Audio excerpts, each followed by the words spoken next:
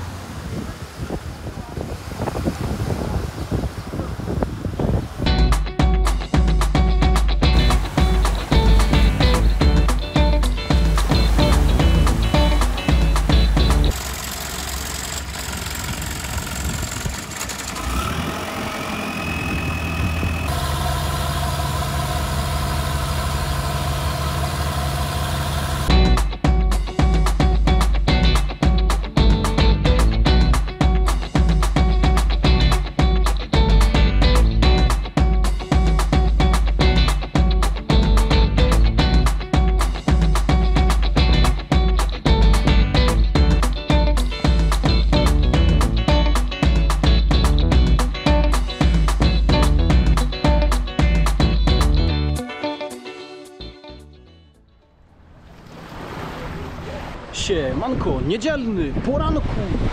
Siemanko widzowie, witam na Rayleigh Beach.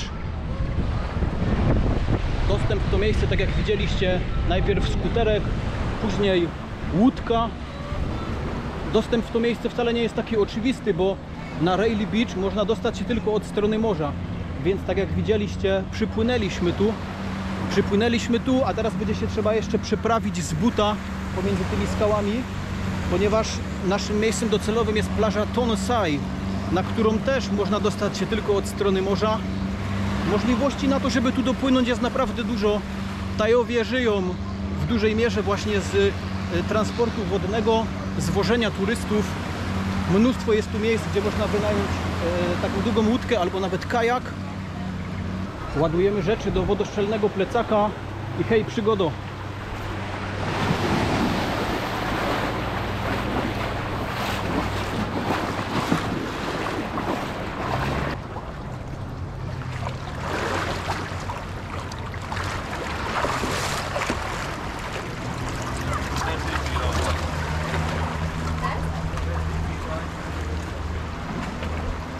Tu przejście przez taki kawałeczek dżungli.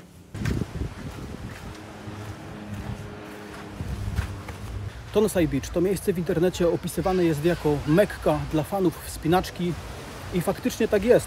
Widzicie, jak tu dużo wspinaczy jest. Nie ma, ale wczoraj było, bo słońce. Wczoraj byłem tu już o 10 rano, kiedy był z tej strony jeszcze cień. Było tu mnóstwo ludzi wspinających się na tą ścianę. A teraz jest za ciepło. Teraz jest zbyt dobra pogoda na wspinaczkę. No chyba, że water solo climbing, czyli wspinaczka nad wodą, gdzie za asekurację robi Morze Adamańskie. I kiedy odpadniesz od ściany, no to wpadasz do morza i nic ci się nie dzieje. Dziś spróbujemy takiej wspinaczki. Byłem już tu wczoraj właśnie w base campie i postanowiłem skorzystać z ich oferty, jaką to jest właśnie wspinaczka z tajskim przewodnikiem. Po drodze może jakiś wspinaczy zobaczymy, bo wczoraj serio fajne akcje były, jak nie nagrywałem, a teraz nie ma. Wszyscy schowani w cieniu skał. O, są jakieś wspinacze. Azjatyccy wspinacze. Powiem wam, że Chińczycy, oni są bardzo drobni z budowy. Myślę, że to może przemawiać za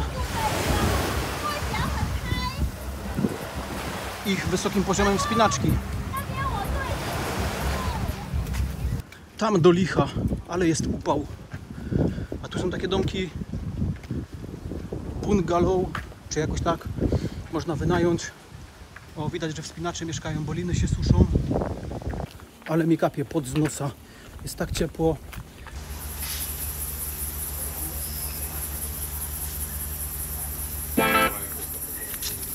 A to peszek. Zbyt silny wiatr, zbyt duże fale, żeby wspinać się i wpadać do morza.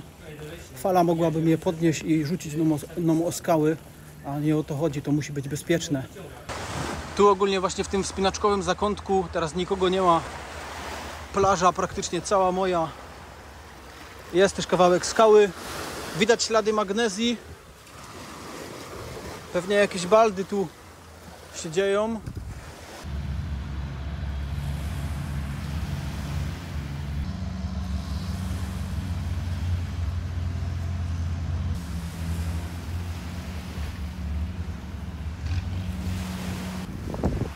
niestety, ale jest brzydka pogoda. Nie ma pogody na Water Solo Climb. Tego tu nie widać, bo tu są takie małe fale, ale być może oni mają jakieś miejscówki od drugiej strony. Nie ma co się wymądrzać na nie swoim terenie. Trzeba słuchać bardziej doświadczonych tajskich wspinaczy. Także właśnie zostawiłem numer w base campie i pani powiedziała, że jak jutro będzie fajna pogoda, to po mnie zadzwoni, żebym przyjechał już tak bezbłędnie właśnie na te wspinaczki nad wodą. Więc co mi pozostało? No, jako że jesteśmy w Tajlandii i Tajlandia kojarzy się wszystkim, no właśnie, z czym? Możecie napisać w komentarzu, z czym Wam się kojarzy Tajlandia, bo mi kojarzy się z filmem Ong Bak.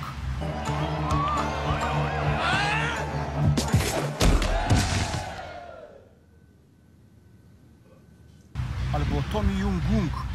To są filmy, w których główną rolę grał Tony Jaa, czyli właśnie tajski mistrz Muay Thai. No i jeszcze mi się Tajlandia kojarzy z tajskim masażem.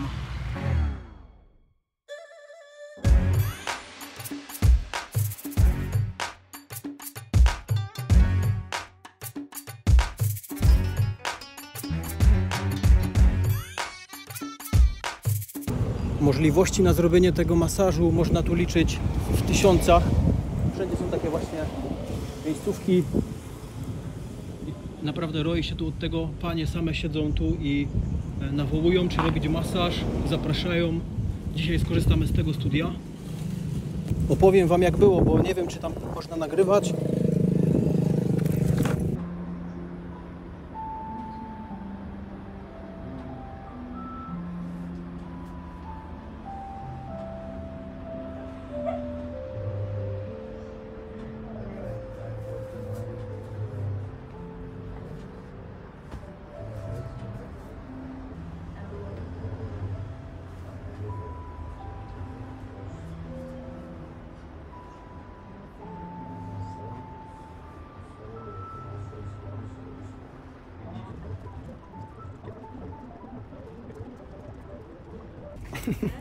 Ja już po masażu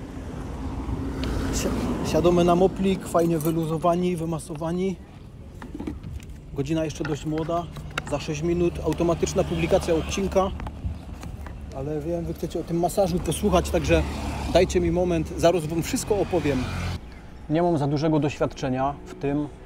Jestem tu przez tydzień i byłem już 3 razy właśnie na tym masażu. Za każdym razem to wyglądało inaczej. Może zacznę od tego, że wyglądało to podobnie jak w Polsce, bo w Polsce też kiedyś właśnie byłem ciekawy, jak to jest ten tajski masaż. I pojechał już kiedyś w Polsce, no i był faktycznie przyjemny, relaksacyjny masaż z elementami rozciągania. Było to wtedy przyjemne, nic nie bolało. Bardzo dobre wrażenie na mnie zrobił ten salon. W Polsce mi się wydawało, że jest czyściej w tym salonie tam w Katowicach. Tu w Tajlandii tak trochę bardziej swojsko i być może też czysto, no ale jednak to nie jest taki wypas jak w tym polskim salonie masażu był, nie? Tam było jakby wszystko nowe w tym salonie w Polsce, a tu wygląda jakby wszystko było stare. Ale liczy się doświadczenie właśnie masażystów, a tu w Tajlandii jest chyba największe na świecie, bo oni to mają tu w kulturze zakorzenione. Znalazła jakaś taka ciekawostka w internecie, że niby to wymyślił lekarz od Buddy, ten cały masaż, żeby właśnie leczyć ludzi. No i właśnie ludzie z całego świata się tu zjeżdżają do tej Tajlandii, żeby się leczyć. Też spróbowałem. No i tak, jak byłem tu pierwszy raz na tym masażu, to poszedłem w takim bardzo ruchliwym miejscu. Pani siedziała po prostu przed właśnie tym salonem i masaż. A ja dobra, to masaż, zgodziłem się i pani mnie zaprowadziła ładnie jakby do bramy, jeden zakręt, drugi zakręt, no i wchodzimy do tego studia, no i w sumie na pierwszy rzut oka to bardzo złe wrażenie na mnie zrobiło. Było takie bardzo małe pomieszczenie, o wiele mniejsze niż to, co tu jest, no i tam pełno foteli i na każdym fotelu ktoś siedzi i temu komuś są masowane stopy, nie? Serio, duży ścisk, jak szprotki. No, ale dla mnie było łóżko przeznaczone, bo ja sobie wziąłem wtedy masaż pleców i głowy. Tylko to chciałem. No i pani, która mnie zachęciła do tego masażu, wyglądała całkiem estetycznie i ładnie. Myślałem, że to ona mnie będzie masować. Przyprowadziła mnie tam, pokazała mi, gdzie jest moje łóżko, za taką jakby zasłonką. No i patrzę, wymieniają się, nie? Wchodzi taka pani, która mnie masowała, ona była trochę większa i wiem, że to mógł być facet. Obawiam się, że to było bardzo możliwe, że był to chłop, bo nie przyjrzałem się do końca, nie zwróciłem uwagi na jabłko Adama i ta osoba miała dużo siły na pewno. Machnąłem na to ręką, bo oprócz masażu to tam nic innego w planie nie było. Raczej to nie była randka, tylko masaż, a masażystami są tak samo mężczyźni, jak i kobiety, więc przymknąłem na to oko i w sumie nie wiedziałem, czy masuje mnie kobieta, czy mężczyzna, ale w sumie miałem złe doświadczenie z tym masażem. Początek był bardzo przyjemny, taki intensywny masaż pleców, ale na końcu właśnie to rozciąganie było, nie? Normalnie ta pani mi dźwignię zrobiła taką, że ona se usiadła jakby za mną, ja położyłem głowę na jej kolanach, ona mi wzięła tak ręce do góry i zrobiła taki ruch. Jeden, później jakiś taki drugi, trzeci. Założyła mi te dźwignię i wiecie, że mój bark był przeciążony, już jest o wiele lepiej z tym barkiem, już prawie w ogóle nie boli, ale w czasie tamtego masażu to się tak wystraszyłem naprawdę, że mi się uszkodzi ten bark, nie? I sobie tak pomyślałem, nigdy więcej już na tajski masaż nie pójdę. Ta końcowa faza, gdzie oni robią te dźwignie, no to nie wiem, ja jest może za wrażliwy, ale trochę się tego wystraszyłem. No, to była moja pierwsza przygoda z tajskim masażem. Za taką usługę musiałem zapłacić 25 zł i cały ten masaż trwał tylko pół godziny, bo było już późno i nie chciałem brać całego, który trwa godzinę. Druga była wczoraj. Znowu się zdecydowałem na masaż, ale tym razem wybrałem nie typowy tajski, tylko taki relaksacyjny masaż olejkami. Tam niedaleko taka właśnie pani też z ulicy mnie zachęciła. Trochę okrągła ta pani była, nie była jakby do końca w moim typie, ale dobrze jej z oczu patrzało. No i tym razem ta pani, która mnie zachęciła, no to ona mnie masowała. I to było naprawdę coś przyjemnego. Czułem się potem doskonale odprężony i zregenerowany. Normalnie byłem właśnie w spodenkach. Pani nie miała nic do tych spodenek. Normalnie masowała mnie wszędzie, omijając te spodenki. I to było bardzo przyjemne. To była moja druga przygoda z masażem. No i przed chwilą wydarzyła się trzecia przygoda. Powiem Wam, że to było dziwne dosyć. Więc właśnie ta pani, co tam zawołała mnie o ten masaż, czy masaż, no to zgodziłem się na masaż. Dostałem tam takie właśnie, podobnie to wyglądało jak za drugim razem. Fajnie się tam położyłem, wygodnie. Pani mnie zaczęła masować po plecach, całkiem przyjemnie, całkiem miło. No i później właśnie pani zaczęła nalegać, że moje te bokserki jej przeszkadzają w masowaniu. No to pomyślałem, że to jest normalna sprawa, no bo w tych polskich salonach masażu to rozbierasz się do naga i dostajesz taką bieliznę jakby jednorazową bieliznę z takiego cieniutkiego materiału, żeby wiecie, żeby po nagu nie leżeć, nie? No ale tu w Tajlandii pomyślałem, że może są jakieś inne obyczaje i że to trzeba być po nagu. No to ściągnąłem te spodenki i normalnie, tak jak mnie Pan Bóg stworzył na Adasia, położyłem się na brzuchu. No i pani kontynuowała masaż. Był to masaż pośladków, omijając te takie, wiecie, strategiczne, bardzo wrażliwe miejsca. Tam mnie pani nie dotykała na szczęście. No i później się wymasowała mi plecy i powiedziała, żebym się obrócił naprzód. No i zapytała mnie, czy wymasować, wiecie, pokazała ręką właśnie w stronę mojego przyrodzenia i zapytała się, czy chce, żeby mnie tam wymasować, nie? Powiedziałem, że nie, no bo nie o to chodziło. I nie wiem, zgłupiałem, bo myślałem, że to był normalny salon masażu. A no chyba, że to jest normalne tu w Tajlandii, ale pani właśnie wyraźnie zaproponowała, żeby mi wymasować właśnie łonego. Nie zgodziłem się, no i pani skończyła masaż, omijając właśnie mojego łonego. Wymasowała mnie bardzo fajnie brzuch, ramiona, bicepsy, bo o to chodziło, żeby właśnie się zregenerować. Masaż ogólnie jest bardzo polecany wspinaczom na regenerację i jak ktoś jest zdrowy i przejdzie wszystkie te dźwignie właśnie typowe dla tajskiego masażu, no to też na mobilność pomaga, że większe zakresy są i tak dalej. No, ale tu nie było tych dźwigni. To był taki bardziej relaksacyjny masaż przed chwilą, co widzieliście. No i teraz mnie kosztowało to tak samo. 500 tajskich batów, czyli 50 zł przed chwilą zapłaciłem. Fajne doświadczenie. Mam nadzieję, że trafię kiedyś jeszcze na taki typowo tajski masaż z tymi sportowymi dźwigniami, które zwiększają zakres i które poprawiają ogólnie zdrowie, ale że trafię na kogoś bardziej wrażliwego, kto weźmie pod uwagę właśnie mój obolały bark. No, także tak to wygląda. Takie właśnie były moje doświadczenia z masażem. Miała być wspinaczka, a zamiast wspinaczki jest tajski masaż. Albo opowiadanie o tajskim masażu. Dobra, teraz jakieś jedzonko. Ogólnie jesteśmy teraz w innej restauracji niż byliśmy ostatnio, jak mogliście zauważyć. Tam, gdzie byłem ostatnio, kierowałem się, przyznaję, że tam wtedy kierowałem się jakby designem, bo tam było jasno i było dużo światełek, było bardzo to ładnie wyglądało. Tu też jest ładnie, ale wygląda na to, że tu jest mniej takiego prestiżu i mniej wypasu. Byłem tu na śniadaniu dzisiaj już i śniadanko było wyśmienite w tym miejscu. Myślę, że to jedzenie tu jest lepsze i tańsze niż w tamtej restauracji, w której jest pełno takich lampek i różnych ozdobnych cudów przyciągających turystów.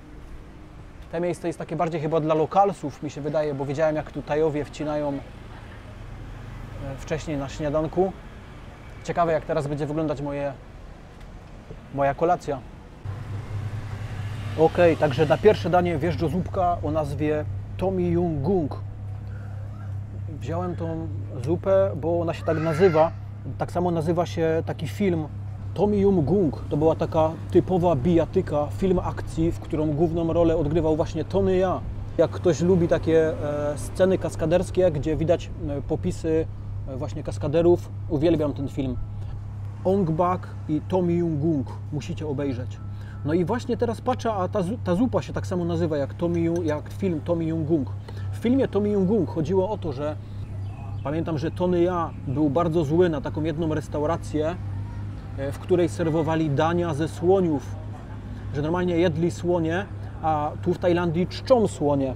I Tony Jaa był dobrym człowiekiem, który kochał bardzo zwierzęta i on nienawidził ludzi za to, że oni jedzą słonie. No i on postanowił właśnie zrobić porządek i wyjaśnić to wszystko i pojechał do takiej dużej restauracji, właśnie gdzie jedli te słonie. No i tam była taka w ogóle rekordowa w historii światowego kina scena walki. Najdłuższa scena walki kręcona na jednym ujęciu, na tak zwanym one-shocie. To chyba 2 minuty trwało. Że przez 2 minuty ani jednego cięcia i non-stop akcja, łokcie, kolana, tam normalnie łamanie gnatów, salta. Naprawdę imponujące sceny walki. Tomi Yung Gung. No i teraz spróbujemy, jak smakuje Tomi Yung Gung. Mam nadzieję, że tu nie ma żadnych słoniów. O, i drugie danko od razu. Wow! Kop kun krab. Drugie danko, dobra, ale to drugie danko. Ta zupa jest jeszcze dość gorąca. Także chyba, że najpierw zjemy drugie danie, bo ono nie jest takie gorące. To moje drugie danie to jest sałatka z papai z owocami morza. Dość solidne te porcje, badaj to. O wiele większe te porcje są niż w tej pierwszej restauracji i wyglądają tak bardziej, czego właśnie oczekiwałem po właśnie Tajlandii, takich wypasionych misek z rzeczami, które u nas są kosmicznie drogie. A tu pewnie za te 2 dania pewnie zapłacę nie więcej niż 50 zł. Spoko.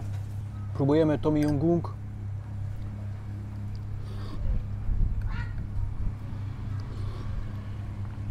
Taki rosołek. Bardzo dobry, lekko kwaskowaty, W ogóle nie jest ostry. Dobrze, że powiedziałem tej pani My Pet Crab, czyli nieostre. Rzeczywiście jest nieostre, przepyszne. Roi się tu w tej mojej zupce od takich różnych właśnie warzyw, kiełki, to chyba kiełki są, albo nie, to są jakieś grzybki. To są jakieś grzybki. Mam nadzieję, że nie będę miał po nich halucynacji, bo tu w Tajlandii to jest wszystko możliwe. Krewetki, uwielbiam. To źródło białka, łatwo przyswajalne, lekkostrawne.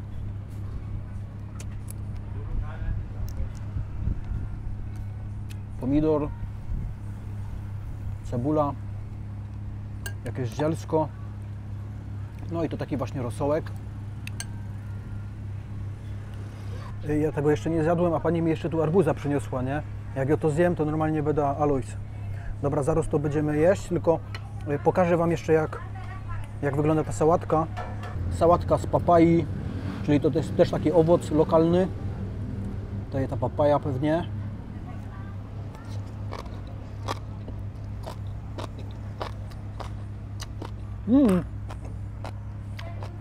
Totalnie się nie spodziewałem takiego smaku. To jest kiszone chyba. Dobre. No i też tak samo krewetki oraz jakieś inne owoce morza. Chyba ośmiornica. Mięciutkie. Tu jakiegoś rodzaju fasola, ogórek. I tak wygląda właśnie ta moja kolacja. Myślę, że całkiem doskonale. Ale się najadłem. Specjalnie cały dzień nie jadłem, żeby mieć dużo miejsca na kolację, ale tego było na serio tak dużo, że no nie dam rady już tego zjeść, nie? Patrzcie, ryżu w ogóle nie ruszyłem. For takeaway. Yeah, to one box. Tylko że jak dalej tak pójdzie, to nie będzie redukcyjny wypad, a taki miał być. Nie, ale serio mało tu jem. Szkoda, że nie mam wagi, żeby się na bieżąco ważyć, ale wszystko jest dobrze. Nie myliłem się. 50 zł to kosztowało i zostało mi jeszcze. No, także to jest tu jak coś. Z tym, że możecie mieć problem, żeby to odnaleźć, bo tu jest takich miejsc fest dużo i wszystkie są podobne. Jedno z lepszych miejsc, w jakich byłem w życiu. A jutro znowu będzie wspinaczka. Jak do mnie jutro pani zadzwoni, żeby się jechać wspinać, to będziemy nagrywać jutro odcinek. Ale to zależy od tego, czy zadzwoni. W tym odcinku to już tylko montaż. Także dziękuję za wytrwanie do końca i pozdro.